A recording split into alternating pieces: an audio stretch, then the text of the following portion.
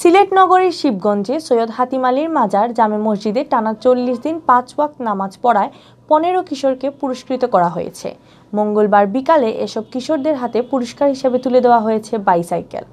মসজিদ কর্তৃপক্ষ ও তালিমউদ্দিন একাডেমির যৌথ উদ্যোগে শিশু কিশোরদের নামাজে উদ্যত করতে এই প্রতিযোগিতার আয়োজন করা হয়। ১৬ ডিসেম্বর থেকে মসজিদে এসে নামাজ পড়ার এই প্রতিযোগিতা শুরু হয়। এতে অংশ নিয়েছিল এলাকার ৩৩ জন শিশু কিশোর। প্রতিযোগিতা চলাকালীন সময়ের মধ্যে যেসব শিশু কিশোর মসজিদে এসে জামাতে সবচেয়ে বেশি নামাজ আদায় করেছে তাদের মধ্য থেকে ১৫ জনকে পুরস্কার হিসেবে দেওয়া হয় বাইসাইকেল।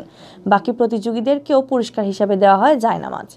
পুরস্কার বিতরণ অনুষ্ঠানে উপস্থিত ছিলেন দরগাহ মাদ্রাসার মুহাদ্দিস মাওলানা আতাউল হক জালালাবাদী, সিলেট সিটি কর্পোরেশনের কাউন্সিলর আজাদুর রহমান আজাদ ও আব্দুর রকিব তুহিন, মাওলানা শরীফ মোহাম্মদ, মাওলানা তাহমিদুল মাওলা, শিবগঞ্জ মাদ্রাসার মুহতামিম মাওলানা আনোয়ার হোসেন চৌধুরী, ইমাম সমিতির সভাপতি মাওলানা হাবিব আহমদ শিহাব, দরগাহ মসজিদের ইমাম মাওলানা হাফিজ হুজাইফা, মাওলানা ইহতেশামুল হক কাশিমি, হাতিম আলী জামে মসজিদের ইমাম মাওলানা শিহাবুদ্দিন কোম্পানিগঞ্জি সহ আরও বেশ কয়েকজন আলেম।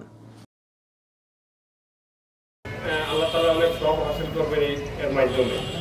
আমরা আজকে যারা এই জিনিসগুলো দেখতেছি করতেছি, আমাদের দেখা দেখি আরো বিভিন্ন জায়গায় বিভিন্ন মসজিদে এই ধরনের অনুষ্ঠান হবে, এই ধরনের প্রোগ্রাম হবে।